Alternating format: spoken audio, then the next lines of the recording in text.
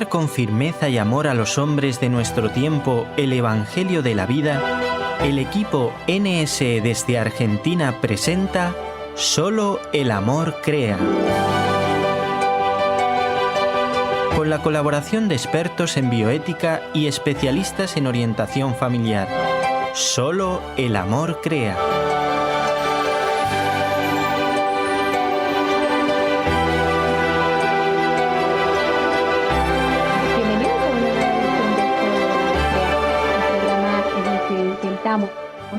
Despertar las conciencias, ayudar a que esas almas que intentan nuevamente encontrar el sentido común y el sentido de la vida, pues puedan hallar en este equipo formativo una capacidad de pensar nuevamente según el orden de Dios que nos creó para ser felices. Por eso solo el amor crea. Hoy vamos a tener un programa dedicado a el manejo ético del dolor. Y van a ver que en la parte introductoria vamos a tener la participación de una mujer que supo saborear la cruz, que supo entender el dolor por una unión íntima, muy íntima con Dios, pero además porque supo completar en su carne lo que falta a la pasión de Cristo. Así que los dejo con María Teresa de Simone y a la vuelta de su participación vamos a empezar con nuestra invitada de hoy, la doctora Carolina Macià Borrell. No interpretemos que ninguna limitación que tengamos sea motivo de desgracia, porque sería no darme cuenta del amor infinito que Dios me tiene. Si Dios, que me ama infinitamente, en su providencia ve que yo esté con cualquier limitación física, dolor de cabeza, una hernia de disco, cualquier limitación, una sacroileitis, cualquier limitación. La presión baja, la presión alta, la presión junta. Cualquiera. Limitaciones psíquicas. Pues cuando uno a veces está muy desganado, está irritable o está triste, o está con la mente que no puede pensar. Limitaciones. Y esos son dones de Dios. Hijo, yo ahora te estoy amando con esto. Y uno dice, pero Señor, que yo no veo tu amor aquí. Es que desde que el amor está crucificado, la cruz es el encuentro con el amor. Toda cruz es un encuentro. Bueno, creo que son unas palabras magistrales, hermana Carolina, con las que damos inicio a este programa. Y sí, así sí. Creo nos puede ayudar muchísimo porque tú, además de misionera, eres médico, especialista en radiología, y ahora, gracias a Dios y a esa providencia del Señor, pues estás en contacto muy cercano con el sufrimiento. Y como decía la Madre María Teresa, pues la cruz es el camino que nos lleva al amor. ¿Por qué, hermana Carolina? ¿Por qué la cruz nos lleva a amar? Bueno, yo creo que todos lo hemos experimentado en nuestra vida. En realidad creo que es una opción libre, ¿no? La misma Madre María Teresa nos decía que junto a la cruz de Jesús había otros dos crucificados, el ladrón bueno y el ladrón malo, que se dice coloquialmente, ¿no? Y uno se abrió a la misericordia de Dios y el otro no. Uno supo aprovechar el dolor y el otro no. Y era el mismo dolor. Entonces, la clave está en saber aceptar ese dolor, verlo como venido de la mano de Dios para nuestro bien y abrirse a esa misericordia de Dios que nos está amando en la cruz, porque como decía la Madre, pues Jesús está crucificado, ¿no? Y entonces cada vez que tenemos un sufrimiento es una oportunidad para acercarnos a Dios. Así es. Y qué hermoso poder comprobar que las personas que empiezan a aceptar el sufrimiento como un camino de no solamente de aceptación, sino de posible madurez cristiana, madurez intelectual, madurez física, madurez en todos los sentidos de la palabra, también pues captan lo que decía Juan Pablo II en su encíclica Salvifici Doloris: el sufrimiento está presente en el mundo para provocar amor, para hacer nacer obras de amor al prójimo. Y es verdad porque de alguna manera el sufrimiento del otro interpela al hombre de buen corazón. Ese Sí. otro que está llamado también a donarse, cuando Dios nos crea para salimos de su amor. Es una, como una explosión de amor Ujú. que se renueva en cada alma, pero además es la respuesta de esa alma unida a su creador, siempre, siempre va a ser ayudar al otro, donarse, darse. Sí. Por eso creo que en este marco, hermana Carolina, tenemos que aprender a ver de la mano, y esta vez de la mano tuya, que gracias a Dios cubres bastante bien esos tres frentes, ¿no? El frente de la experiencia profesional con el frente de la misericordia, porque tienes esa vocación llamada al amor, esa vocación al amor, y por otra parte también el campo de acción en el que desenvuelves tu trabajo, que es ahora mismo en un geriátrico con 40 pacientes que realmente escenifican a la perfección el dolor en su aspecto positivo. Así que la primera pregunta, hermana Carolina, ya entrando en el tema, eh, porque tú bueno, nos has hablado un poco, ya hemos tenido la oportunidad de hablar contigo en otro programa, como de la vivencia del dolor. Pero ¿cuál es el peligro actual de no reconocer en el dolor una capacidad, sobre todo en el campo médico, que me parece que es como fundamental? Los médicos se hacen médicos para ayudar a salvar. Y últimamente, con todas estas ideologías reinantes, pues pareciera que el médico estuviera hecho para eh, favorecer más bien una muerte rápida y que pase el siguiente. Entonces, no sé si nos puedes explicar cuando ya Mm. empieza el final de la vida o que la persona se acerca a ese final, ¿cómo es el proceso ético del dolor? Ujú. Sí, ante todo creo que es importante que cada médico tenga claro el sentido que le da al dolor, ¿no? En mi experiencia como médico, pues he trabajado con varios compañeros y me he encontrado con algunos que decían que tenían pavor a la muerte, que no le encuentran sentido al dolor del paciente y sufren mucho cuando ven sufrir a sus pacientes, incluso pediatras que ven a los niños inocentes sufrir y se preguntan tantas cosas que, digamos, influenciados por las circunstancias actuales que están pues impregnadas de hedonismo, como única salida a ese dolor del paciente, pues piensan, ojalá se muera pronto para que deje de sufrir, ¿no? Como si fuera la única opción es o sufrir o morir, ¿no? Entonces, tendríamos que plantear la cuestión de otra manera, ¿no? Pero me acuerdo que un profesor en la universidad nos decía, ustedes son médicos, se están preparando para ser médicos y tienen que tener resuelto el problema del dolor y de la muerte. Si Ujú. nosotros como personas no lo tenemos resuelto en el sentido de que le vemos un sentido, no vamos a poder ayudar a nuestros pacientes en todos los ámbitos, ¿no? Y vamos a tomar decisiones equivocadas y no le vamos a dar esa oportunidad y esa esperanza de poder aceptar ese dolor, ofrecerlo y también buscar medios para curarlos, porque cuando tú luchas porque una persona siga adelante y viva, encuentras recursos para aliviarlo. Siempre se puede hacer algo, ¿no? Pero si tú mismo estás sumido en la desesperanza, te van a faltar fuerzas para buscar soluciones para ese paciente. Entonces, aquí en la clínica, que es una residencia de ancianos, más bien, tenemos muchos pacientes, son 40 en total, que en diferentes situaciones, ¿no? Unos están simplemente por abandono social, pero se encuentran más o menos estables y otros pues están ya en momentos, digamos, en los que ya están encamados, ¿no? Ya no pueden valerse por sí mismos Claro. y creo que es muy importante la presencia de las hermanas en esta clínica para poder darles ese apoyo en todos los ámbitos, también en el espiritual y poder dar ese sentido al dolor. Y creo que lo primero de todo es que ellos se sientan amados, porque cuando una persona se siente amada, quiere seguir viviendo.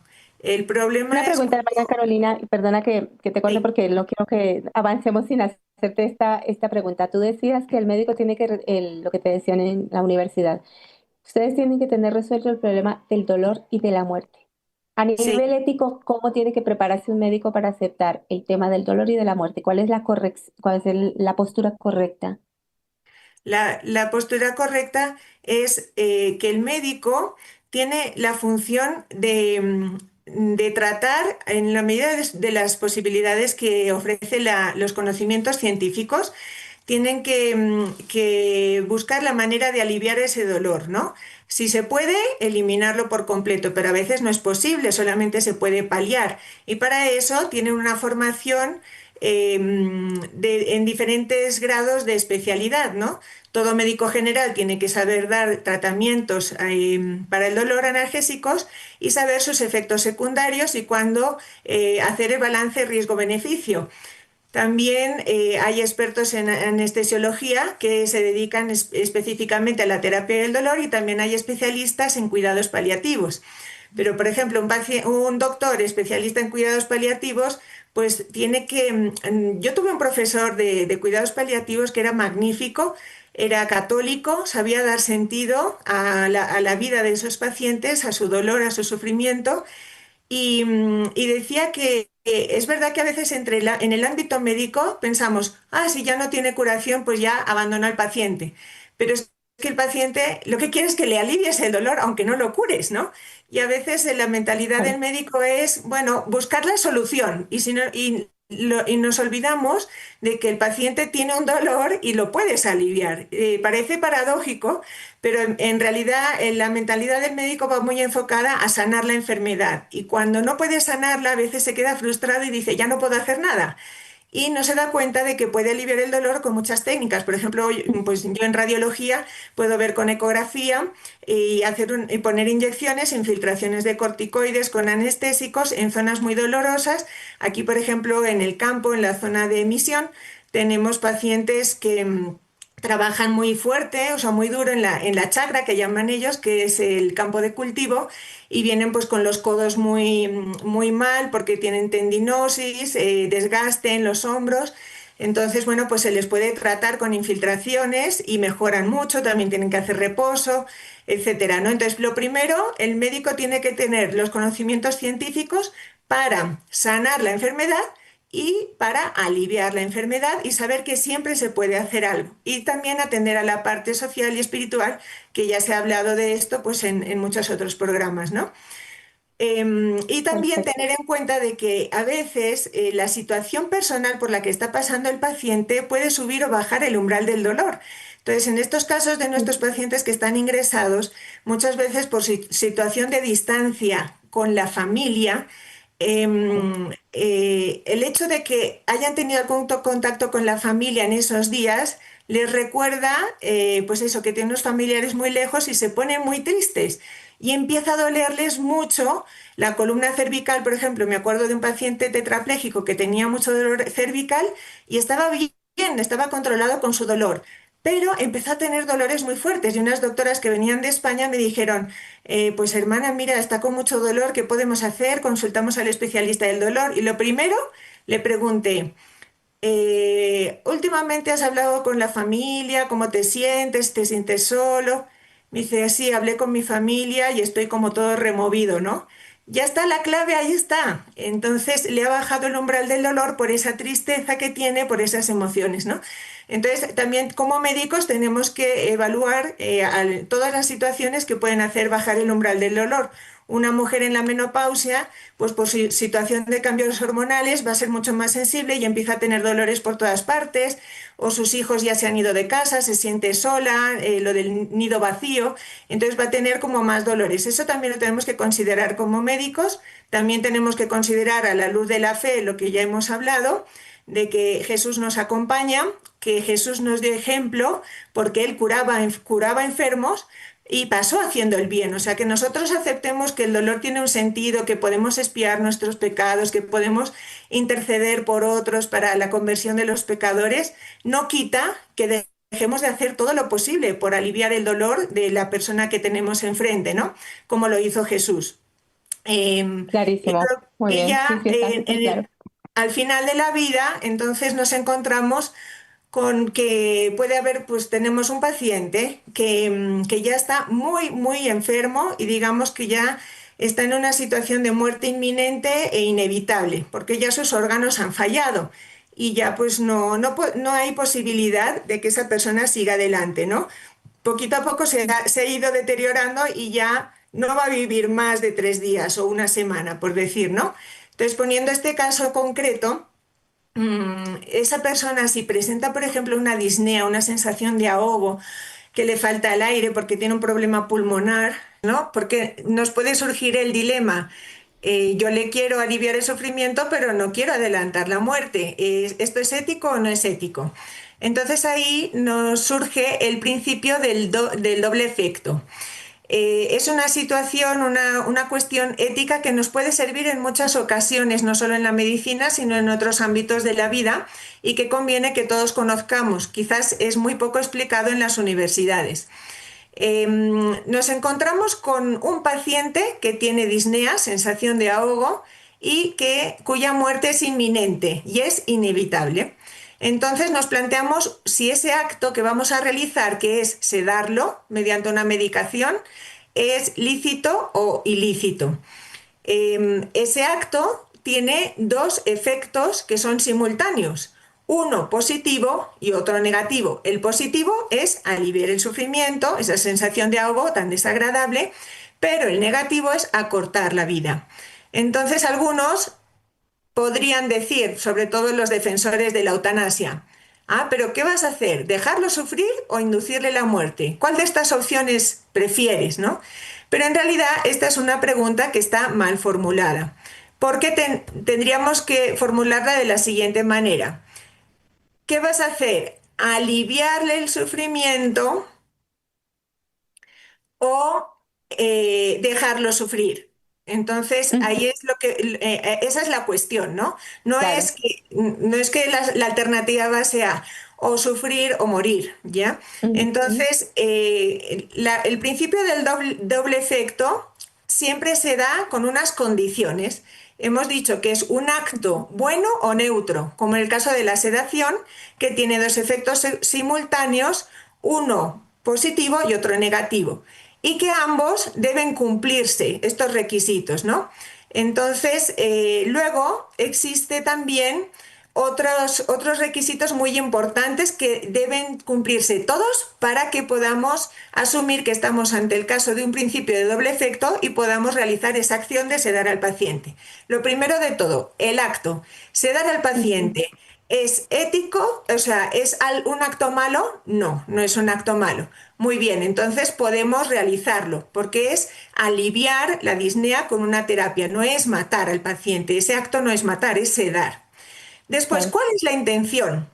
Claro, si el Exacto. médico actúa con la intención de acortar la muerte, acortar la vida, perdón, porque necesita camas libres o porque la familia está presionándole, mire que ya está durando muchos días el ingreso, esto está saliendo muy caro, yo lo he visto personalmente, cómo presionan a los médicos, a ver si podemos acortar un poquito toda esta situación. Entonces, el médico, si cede, ya no está teniendo la intención de aliviar, sino de acortar directamente, que es provocar la muerte anticipadamente. Pero si la intención es buena, que es simplemente aliviar la disnea, el acto se puede realizar. También se debe dar una cuestión que es que no es la muerte anticipada, digamos, es una consecuencia eh, que surge de la sedación, pero no es que yo primero provoco la muerte y entonces ya logro el alivio del sufrimiento, ¿no? No es que yo utilizo un acto malo como un medio para conseguir algo bueno, porque el fin no justifica los medios. También hay que tener en cuenta que sea una causa proporcionada. Por ejemplo, pues que el acto de sedar sea algo que está proporcionado con el efecto que voy a conseguir, que es aliviar el sufrimiento, ¿no? Si yo, por ejemplo, quiero aliviar un dolor del pie y utilizo una bomba de morfina que va a dejar al paciente inconsciente y sedado, pues está totalmente desproporcionado porque hay medios para aliviar el dolor de un pie sin que el paciente tenga que perder el conocimiento, ¿no? Ujú. Eh, Entonces, por eso tiene que haber una causa proporcionada. En este caso, sí habría causa proporcionada porque el paciente está en situación de muerte inminente y es una muerte inevitable. Y por último, debe ser la única opción de la que disponemos, que es esa sedación que le va a producir una depresión respiratoria y va a adelantar la muerte, y no tenemos otra opción de aliviar ese efecto de ahogo, ¿no? Que es muy desagradable y es como muy angustioso para el paciente. Si se cumplen todos estos requisitos que hemos nombrado, entonces podemos realizar el acto de sedar al paciente amparados bajo el principio del doble efecto y no tenemos que tener pues ya más dilemas éticos, ¿no? Se puede sedar al paciente aunque se acorte la vida. Entonces, esto se puede aplicar en muchos ámbitos, también fuera del área de la medicina, pero en el caso de la Claro, medicina hay muchos en los que se pueden aplicar y pueden librar al doctor pues, de muchos dilemas éticos, ¿no? así es. Y también sirve pues para distinguir ese hecho de una verdadera eutanasia, ¿no? O sea, una verdadera Ujú. eutanasia sería que yo estoy buscando directamente la muerte del paciente y Claro. estoy utilizando causas desproporcionadas, ¿no? Y no hay y hay otras opciones, pero yo Ujú. utilizo esa. Está perfecto. Pues yo creo que hasta acá vamos entendiendo. Ese principio de lo defecto tiene una fuerte raíz en la intención. Por eso la Ujú. importancia de formarnos, de educarnos, de comprender qué es la vida y que se tiene que respetar independiente, al margen, de verdad, no de Dios, evidentemente, pero sí como que se ha perdido mucho el sentido común porque es que Sí.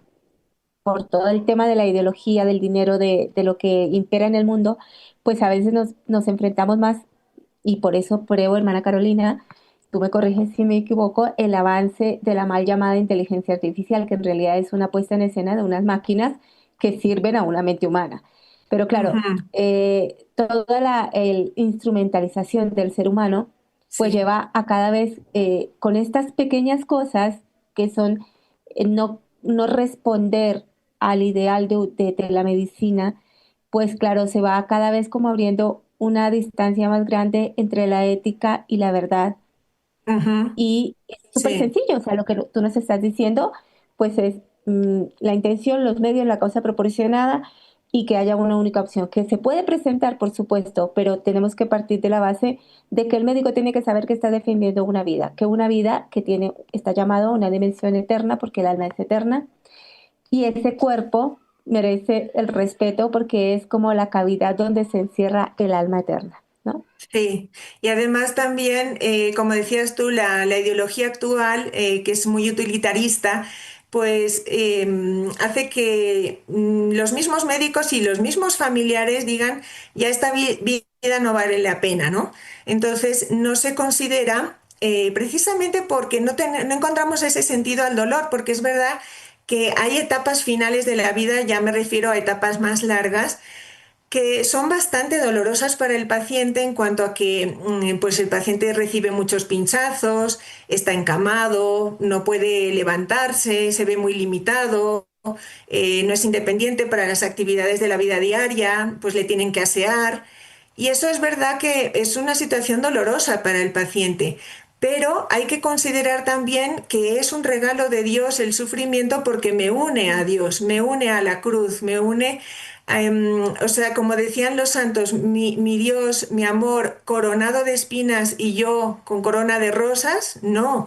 Entonces, ¿cuántas veces en esas etapas de la vida, de sufrimiento, de impotencia, personas que han tenido un gran éxito, que todo les ha ido bien, que se creían pues Superman, por decir de alguna manera, se empiezan a plantear, pero ¿quién soy yo realmente, no? O sea, soy una criatura y mi vida está en manos de Dios y yo ahora mismo no puedo hacer nada, pero mi vida tiene un sentido porque yo soy capaz de amar y de ser amado y sigo siendo un ser humano a imagen y semejanza de Dios. Y por eso nuestras clínicas muchas veces están llenas de pacientes de este tipo, discapacitados, tetrapléjicos, parapléjicos, hemipléjicos, personas mayores que ya no pueden trabajar en el campo y ya pues se considera que su vida ya no es útil.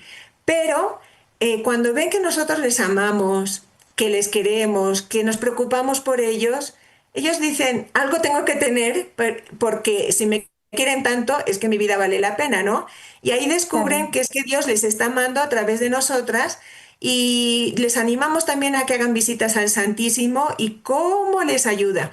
Hay pacientes que tienden a tener cierta agresividad, no se sienten queridos fácilmente por el entorno y yo lo veo, ¿no? Pues digo, Elizabeth, vamos a la capilla. Y llega a la capilla, tiene un poquito de retraso mental, tiene epilepsia y dice, Jesús, aquí estoy. Jesús, tú me quieres. Y sale otra, es otra persona nueva, ¿no? Entonces Es la también maravilla es de la vida. importante acercarles a la fuente del amor, porque eso es lo que nos da sentido a la vida, ¿no? Y en Hermana vez de Carolina, decir, una cosa que quería preguntarte sí, justamente sobre la aceptación y la vivencia en primera persona. La Madre María Teresa de Simone, pues con la que empezamos el programa, con esas palabras tan bellas, ¿cómo captaste tú, siendo médica, siendo su hija espiritual, el proceso de la aceptación del dolor, luego de elevar ese amor a Cristo y cómo terminó su vida? bueno, en ella el proceso como tal, eh, yo diría que desde que la conocí ya veía en ella esa aceptación del dolor, ¿no? Es verdad que algunas veces sí que le vi lágrimas porque yo de una forma un poco brusca y todavía como estudiante de medicina y quizás pues por falta de tacto pues le dije, es que tienes una infección resistente a todo y ya los médicos a los que estoy consultando ya no saben qué antibiótico darte, ¿no? Y claro, se lo dije así y ella se quedó, pues que al cabo de un rato volví a entrar en la habitación y tenía pues lágrimas, ¿no? Como diciendo, tengo que, o sea, tengo que trabajar a ver si puedo salir de esta enfermedad, de esta infección, ¿no? Pero es verdad que podría decirse que dentro de un nivel ya muy elevado desde que la conocí, se podría decir que fue ascendiendo cada vez más en ese abandono, en la voluntad de Dios. Y cuando era la época del COVID, pues yo le dije, vamos a tomar medidas para protegerte, para que no te contagies. Y ella le quitaba importancia a todo, porque ella estaba atendiendo espiritualmente a sus hermanas, ella había hecho un viaje desde España, donde estaba más protegida, a Cuzco, donde había en ese momento pues un brote de COVID y estaba mucho más expuesta al contagio y con menos recursos para tratarse en caso de contagiarse. Pero ella quiso hacerlo porque ponía siempre por encima el querer de Dios, la gloria de Dios, la salvación de las almas, a su propia salud del cuerpo, ¿no? Y cuando yo le hablaba de proteger, bueno, pues se dejaba hacer. Si le dábamos unas gotitas de ivermectina, pues muy bien. Pero parecía que eso no iba con ella. O sea, no, por ejemplo, las muestras de afecto, si ella veía que en ese momento esa hermana necesitaba una muestra de afecto, pues no dudaba en darle un abrazo, sin pensar en que me puedo contagiar, ¿no?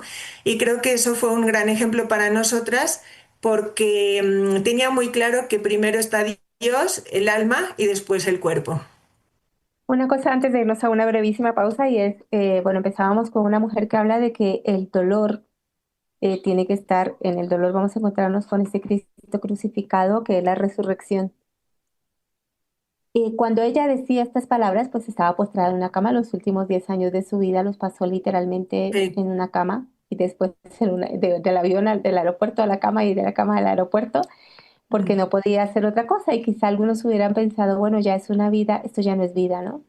Y sin mm, embargo, la concepción que tenía tan clarísima de que era un regalo para sí, nosotras, que nosotras éramos un regalo para ella, pues cambiaba todo, porque así somos salidos de la mano de Dios, de Dios somos un regalo para la humanidad y por eso el Señor nos crea por amor y tenemos que volver a Él con ese mismo deseo de amarlo eternamente.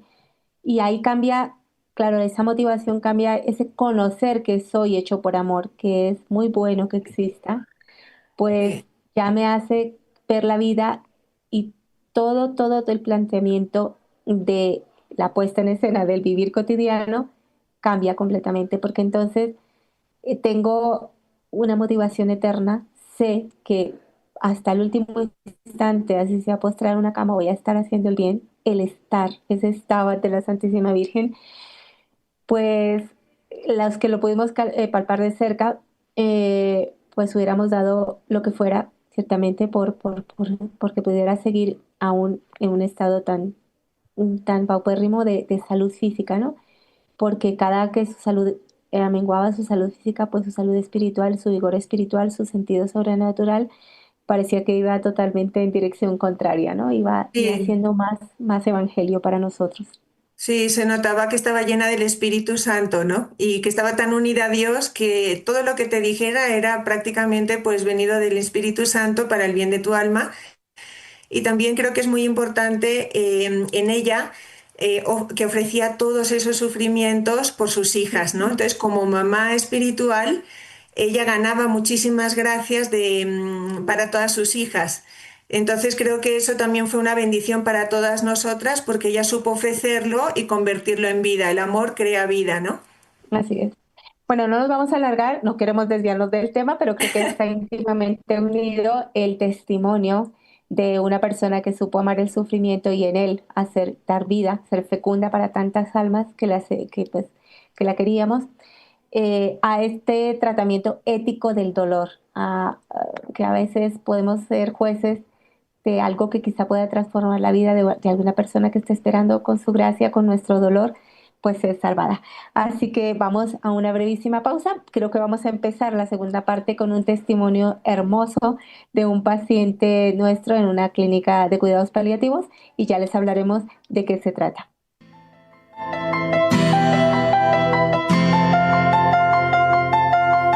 Estás escuchando Solo el amor crea, un programa del equipo NSE Nuestra Señora del Encuentro con Dios desde Buenos Aires, Argentina, para Radio Católica Mundial.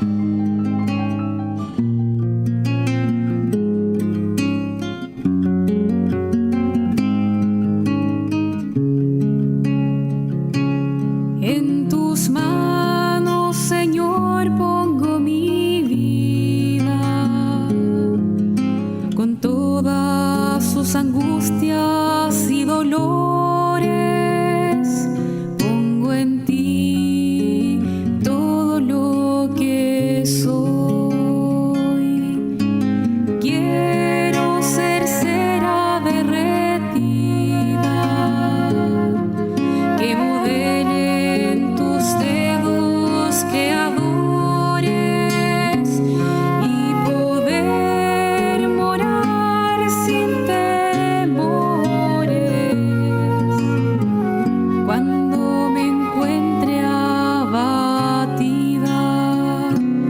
y poder sentir tus manos paternales que me levantan con amor.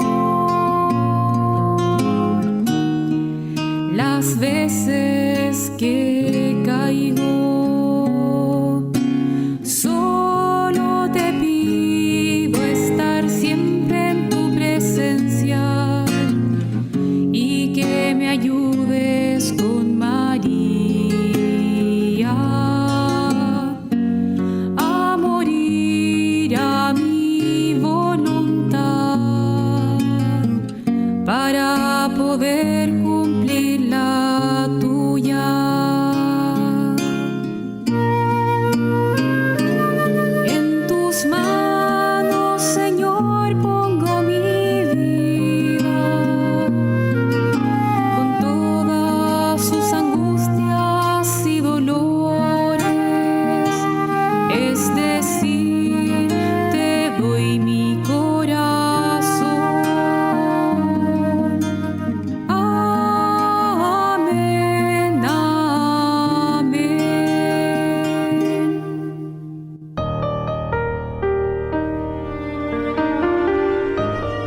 Muy buenos días. Para quienes no me conocen, yo soy Adán Herrera. Tengo 30 años de edad de vida en este hermoso mundo en que existimos. Llegué hace 2 años y 2 meses aproximadamente. Llegué en una condición muy deteriorada, con muchas infecciones, muchos malestares, y creo que fue un plan de Dios llegar a este lugar, que me recibió con los brazos abiertos.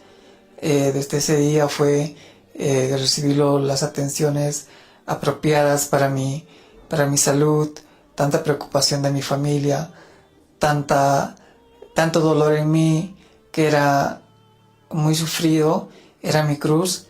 Y aquí aprendí durante ese tiempo a amar el dolor, a amar a las personas, a amar a mis compañeros y tener la mentalidad, la visión de poder recuperarme en lo más que pueda algún día y poder saber compensar, saber valorar todo lo que hicieron por mí hasta ese entonces.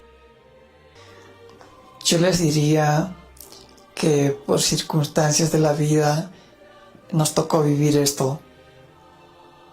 Nos tocó vivir un accidente, nos tocó vivir una enfermedad.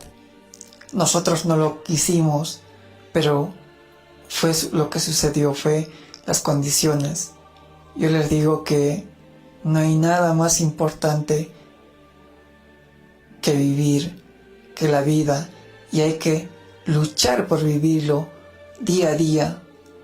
Saber que tenemos algo que dar a los demás, por más enfermos que estemos, por más discapacitados que estemos, pero tenemos mucho que ofrecer al mundo entero. El mundo entero espera de personas como nosotros que salgamos a la luz y digamos, somos seres, somos creación de Dios y merecemos vivir. Eso le diría a todas las personas quienes se sienten incapaces, impotentes. Mi experiencia es que en algún momento algunas amistades, algunos familiares vinieron a visitarme y me dijeron, yo, que tú, ya no vivo, yo me mato.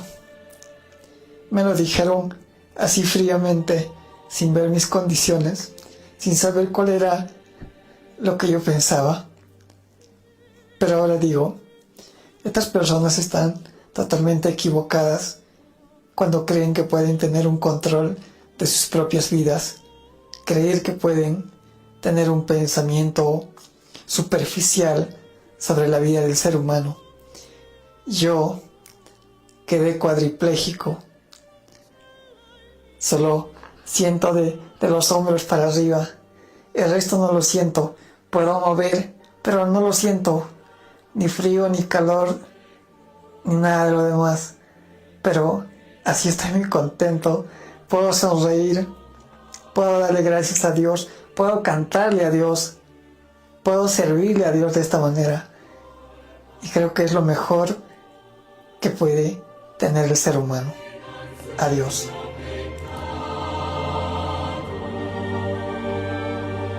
Bueno, hermana Carolina, después de este bellísimo testimonio, creo que ya la conclusión está más que dada.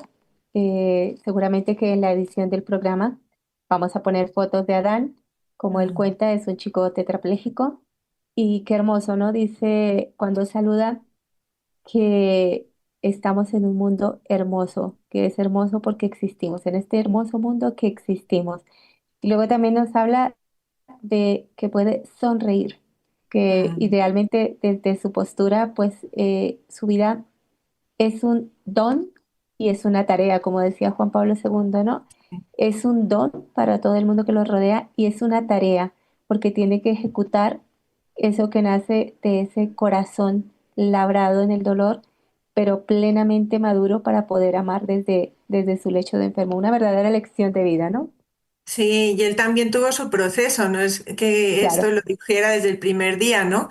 Pero ahí se ve que bien acompañadas las personas al principio pueden decir, ¿y ahora qué me pasa y qué hago y qué va a ser de mi vida y qué sentido tiene esto? Pero no es para que nos asustemos y digamos, ¿ves? Está deseando la muerte, hay que autorizar la eutanasia porque es su deseo.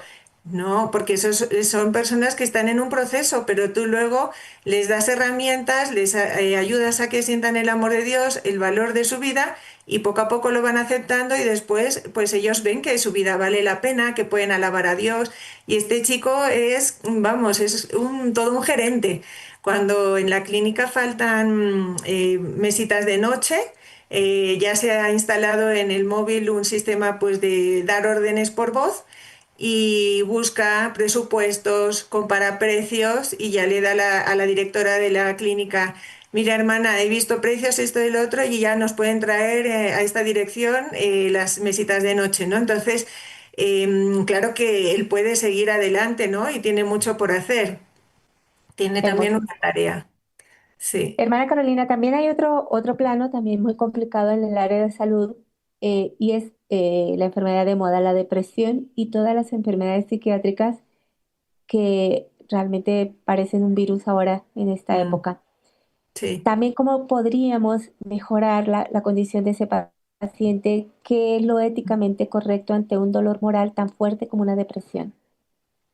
Pues también tenemos armas químicas, digamos, que son los medicamentos, pero hay que hacer un abordaje multidisciplinar. Y lo primero de todo como médicos es siempre la visión integral y la formación científica. Entonces tenemos que estar al tanto de qué medicamentos son los más eficaces y además no todos sirven para todos. Entonces hay que evaluar bien cada caso y saber qué medicamento es el que le viene mejor a esa persona y hacer un seguimiento para ver si necesita rotar a otro medicamento, pero también está la parte de la psicología y la parte pues del apoyo moral, espiritual. Nosotros también en este centro médico tenemos varios pacientes en tratamiento con antidepresivos y también pacientes psiquiátricos, ¿no? En algunas ocasiones, por ejemplo, en un caso concreto, de las municipalidades nos llaman para preguntarnos si podemos alojar o tener en nuestra residencia a personas que viven en la calle, que están totalmente solas. Estoy recordando un caso en concreto que vivía sola con su perro, no tenía casa y la población de la pena que sentía pues le hizo una chabola con cuatro latas, hojalata, pero claro, pues pasaba frío. Entonces, bueno, nosotros la cogimos en nuestro centro, le costó un poquito adaptarse, lógicamente. También es epiléptica, está en tratamiento, porque imagínense, pues le daban crisis epilépticas en medio de la calle y tomaba pues cualquier cosa que encontraba por la calle. Pero también muy importante el tratamiento psiquiátrico, ¿no? La tendencia en algunos sitios es sedar al paciente y que no dé problemas, porque mejor dormidito y que no moleste a nadie. Pero me parece que privar a una persona de su conocimiento, pues es menoscabar pues, su dignidad.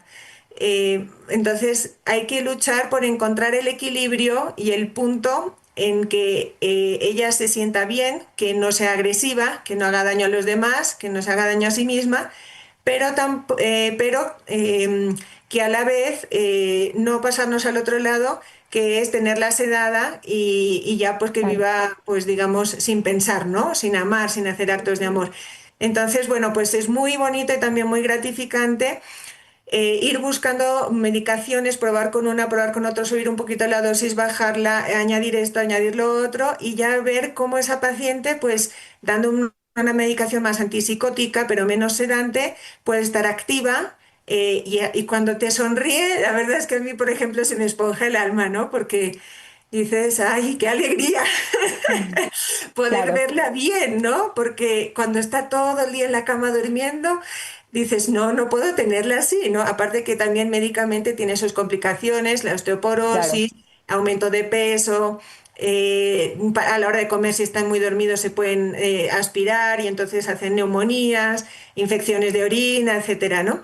Pero claro, eso lleva un Un trabajo, tiempo. ¿no? O sea, y es una Y un observación tiempo, día a día de claro. consultar con especialistas, ver que si aquí no hay medicamentos en Cuzco de ese tipo, pues buscar a ver opciones que nos lleguen de otro país, de otra ciudad. ya pues cuando quieres a la persona, pues al final buscas los medios y la satisfacción es inmensa, ¿no? Entonces, en este caso, la paciente nunca Claro. había hecho nada. Un día dijo, quiero barrer. Y se puso a barrer los pasillos y otro día cogió dos palitos del jardín y se puso a tejer y está haciendo unos vestiditos muy bonitos para muñecas. Y empezaron a salir unas dotes ocultas hermosas, ¿no? Entonces, bueno, pues en ese sentido los pacientes psiquiátricos creo que hay que tener cuidado para tratarlos como seres humanos y no como si fuera una carga que prefiero tenerla dormida todo el día, ¿no? Bueno, hermana Y, Carolina, yo antes de hablar, yo creo que cualquier médico ya estaría agotado, porque dice, claro, implica una atención personalizada. Esto de que si este medicamento no funciona, tengo que buscar otro, tengo que buscar quizá en otro país, tengo que hacer interconsultas. Y eso que aparentemente hoy es tan fácil porque realmente estamos en una aldea globalizada, pues a veces se cuesta arriba y en realidad por la falta de motivación. Yo también quiero pues invitar a todos los médicos, psiquiatras que apuesten por la vida a que contribuyan a esta causa en el Hospital Hermana Josefina Serrano con sus centros de apoyo para que nos ayuden, porque realmente y- se puede. Es un poquito de buena voluntad y por otra parte, porque hay un montón de gente, hermana Carolina, que está, el mal hace mucho ruido y el bien no, que sí, está buscando esa contrarrevolución ideológica, que se da cuenta que estamos apuntando una, no a una antropología, sino a una deshumanización completa sí. de lo más hermoso que Dios ha puesto en la tierra, que es el ser humano. Y Ujú. también los que estamos más, pues que tenemos un poco más de formación religiosa, pues estamos viendo como un espectáculo horrorizados, cómo quitamos a Dios, descristianizamos el mundo y sin embargo, oyéndote hablar, Mm, dice uno, pues sí, se me esponja el alma, me lleno de entusiasmo, oigo una misionera joven con ganas de hacer el bien, que se ocupa de hacer el bien en una población supremamente pobre con escasos recursos y sin embargo con ese deseo y para Dios los deseos ya son obra, ¿no? Entonces mm. como Dios, ve uno que Dios se vuelca en un espíritu que realmente anhela hacer el bien. Así que bueno, lo primero, felicitar a todo tu equipo. Eh, ¿Y cómo nos pueden ayudar antes de la última pregunta? Nos quedan creo que solo 6 minutos, así que tenemos que desarrollar 2 preguntas en este tiempo. ¿Cómo nos pueden ayudar lo primero? Bueno, pues han venido bastantes médicos presencialmente a ayudarnos y después mantienen el contacto y precisamente pues en este caso psiquiátrico, por ejemplo, vino una psiquiatra, la atendió personalmente y me dijo cualquier cosa me vas contando. Entonces yo le voy diciendo, mira, es que ahora está muy sedada, ¿qué podemos hacer? Quítale esto, ponle lo otro, ahora súbele la dosis, ahora bájala. Para ella es un esfuerzo porque es una psiquiatra pues muy buena, trabaja en Madrid, tiene muchos pacientes y está muy solicitada, dice que tiene el WhatsApp a reventar, pero cuando ve un mensaje de hermana Carolina, que sabe que son de mis pacientes, pues le da un tiempo, ¿no? Entonces también ella tiene muy buena voluntad y está muy disponible y viene una vez al año. Entonces pueden ayudar presencialmente, pueden ayudar virtualmente o mixto. Y también se pueden enviar donaciones para que podamos conseguir esos medicamentos que se pueden comprar, pero son tan caros que el paciente no los puede comprar. Entonces tendríamos que asumir, como muchos no tienen ni familia ni nada, pues nosotras tendríamos que asumir eso, pero claro, vivimos de la divina providencia que se nutre también pues de los corazones generosos, de personas que nos puedan estar oyendo y quieran contribuir con donaciones. Por supuesto. Pues ahí ya está la invitación para todos aquellos que a veces decimos, quizá mucha gente piense que ya no hay nada que hacer. Y sí hay mucho que hacer. Hay muchísima gente en Sí, el mundo haciendo el bien. De hecho, este es un sí, ejemplo clarísimo. Y mucha gente que también postrada encuentra que su existencia tiene una nueva dimensión redentora, maravillosa, porque la gracia puede con absolutamente todo. La gracia supera sí. eh, cualquier expectativa, porque Ujú. justamente es sobrenatural y estamos llamados a esa vida eterna. Bueno, hermana Carolina, entonces, como última pregunta, pues supongo que a nivel médico tampoco debe ser nada fácil, justamente porque las políticas estatales apuntan justamente a la cultura de la muerte. El personal médico también se ve muchísimas veces presionado, como tú Sí, dices, por unos altos costos de hospitalización, de medicinas que a veces realmente compiten con la dignidad del ser humano. ¿Dónde está como ese equilibrio, ese punto medio? Quizá algún médico ahora te esté escuchando y diga, pues sí, esa es mi situación, pero ¿qué hago? Mm. O sea, también está el principio de evitar el encarnizamiento terapéutico, ¿no? Entonces, como decíamos, el caso de un paciente con disnea que ya es terminal, que ya se sabe que sus órganos han fallado definitivamente y no hay posibilidad de recuperación, pues tampoco tenemos que empeñarnos en seguir dándole medicaciones y mantener una vida de una persona cuyo cuerpo pues ya, digamos, está llegando al final de la vida, ¿no? Entonces, lo que hay que hacer es evitar la futilidad terapéutica, es decir, dar medicaciones que pueden, que son inútiles en realidad, ¿no? Y que pueden suponer para el paciente pues molestias, dolores totalmente innecesarios porque el curso de la enfermedad no va a cambiar. Claro, Entonces, en ese sentido, pues ya los médicos tenemos que tener en cuenta eso, que si no va a cambiar la supervivencia, el curso de la enfermedad y va a suponer un dolor para el paciente, un sufrimiento adicional, pues no tenemos que darlo, ¿no? Luego también está la posibilidad de que el paciente decida. Un paciente con un cáncer terminal puede decidir recibir más dosis de quimioterapia o puede decidir parar, ¿no? Eso también depende de la voluntad del paciente, que pues algunos dicen yo quiero ofrecer estos sufrimientos y luchar hasta el final porque tengo van a nacer mi nieto y quiero luchar hasta el final por ver si consigo llegar a verlo nacer, ¿no? Y hay otros que dicen, pues yo ya tengo resuelto la situación familiar, estoy en paz con Dios. Y creo que ya pues puedo morir tranquilo, ¿no? También es importante evaluar que si vamos a sedar al paciente y va a perder el conocimiento, hay que ver si él ya está en paz con Dios, ¿no? Muchas veces pensamos que va a ser un sufrimiento y una angustia saber que se va a morir y no consideramos que ese paciente puede tener pues algunas cosas que arreglar con familiares, pedirse perdón, reconciliarse y también con Dios, ¿no? Pedirle perdón, recibir los sacramentos conscientemente es mucho mejor que cuando ya no tienen conciencia, ¿no? Pueden hacer actos de contrición, de pedir perdón de todo corazón y de amor a Dios, que eso va a valer por toda la eternidad. Si privamos a un paciente de un sufrimiento que tiene un sentido, pues a lo mejor ese sufrimiento estaba destinado a expiar pues de sus culpas, sus pecados, ¿no? Y también tenemos que considerar que hay purgatorio, cuando a veces el personal de enfermería, ay hermana, un pinchazo más, pobre paciente, pero ese paciente tiene todavía o sea, un tiempo de supervivencia, su enfermedad todavía no es terminal. Y más tenemos que pensar, el purgatorio existe y si él no se ha purificado aquí, pues va a tener que purificarse allá y es mucho peor. Primero, porque aquí en la tierra podemos merecer, cosa que ya en el purgatorio no podemos merecer más gloria, solamente expiar, ¿no?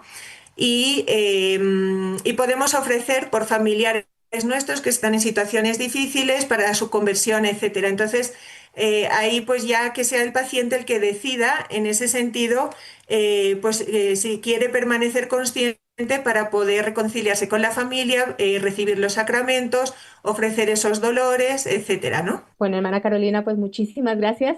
La verdad es que ha sido una presentación perfecta, muy atinada de lo que significa el manejo del dolor y la invitación es a que todos aquellos que quieran pues formarse y entrar en esta contrarrevolución ideológica, pues se sumen a este equipo de voluntarios con el Hospital Hermana Josefina Serrano o con cualquier otra entidad, pero que tengan por favor esa dimensión de la eternidad, de que el alma está destinada a, valga la redundancia, una dimensión eterna, que eso no lo podemos desconocer ni como especialistas de la salud ni como personas, porque queramos o no, ese va a ser nuestro destino. Así que muchísimas gracias y todos los que quieran colaborar con el Hospital Hermana Josefina Serrano, no dejen de escribirnos. Agradecidísimos contigo, hermana Carolina, y nos Gracias. despedimos para una próxima ocasión desde NS Argentina.